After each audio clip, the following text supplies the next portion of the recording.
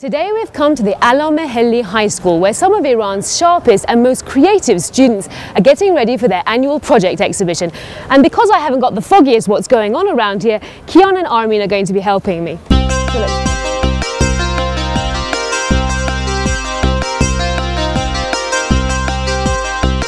This is the 27th consecutive year that these guys have put the fruits of their labour on display. They've been busy for months, some in the lab, analysing the likelihood of saccharin users getting cancer and making yeast that has double the effect with just half the amount. In the computer section, they've been busy creating a 3D replica of their school and turning it into an action-packed video game. And others have been banging away in their workshops in the hope of taking mechanics to a whole new level. Today is the day of the seminar. Everyone's hard work is going to be put to the test and all the students are very excited. Armin, ready? Armin is going to be helping us again today. Let's go. So where should we go first? I'm working on a new kind of suspension that makes a car much more versatile. This car can stand and move across terrain that presents each wheel with a different surface at a different angle. Each wheel has 3 ball bearings in 3 different directions, which give the wheel great freedom of movement. In making this suspension, I was inspired by the mechanics used in the double wishbone suspension, but it's not the same. This car can get itself out of pits and holes by lifting itself up on the wheel opposite to the suspended one wheel, which then has more reach to touch the ground. Here in this department, we are focusing on reinforcement learning algorithm, which is one of the most efficient algorithms in the field of machine learning. Using this algorithm, we program agents. These agents will learn to achieve the goal we set for them by maximizing the reward they take by each action. We run simulations for testing and debugging these agents. Once we make sure that these agents are working perfectly, we mount them on real-life robots. Like here, we have a real-life robot that we are mounting an agent on.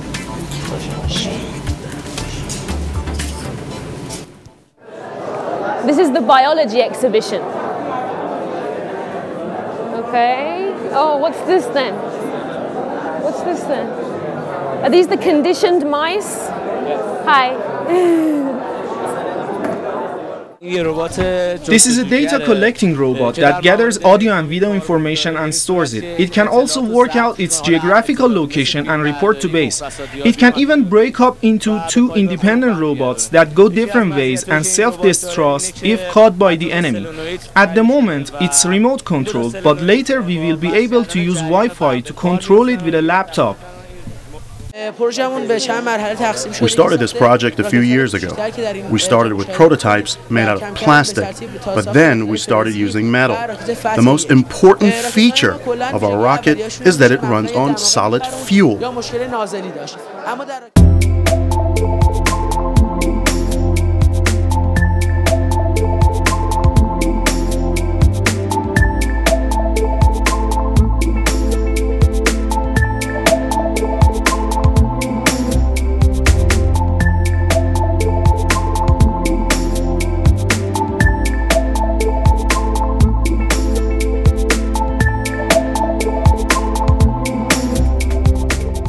This is Mr. Amwi, the deputy head of the research department.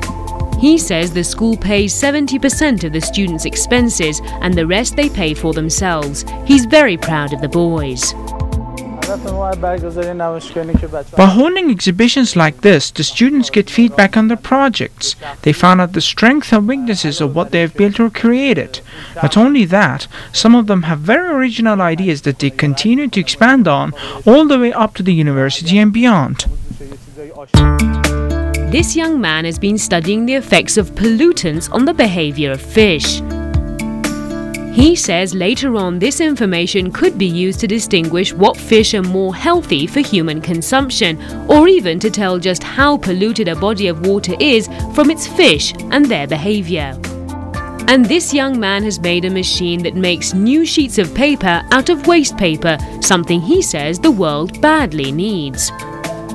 We've only been able to show you a fraction of what's going on here today. I've seen hundreds of projects, but what's certain is that with the proper funding, the sky's the limit for these young men. So watch this space. Bianca Rahimi for Iran.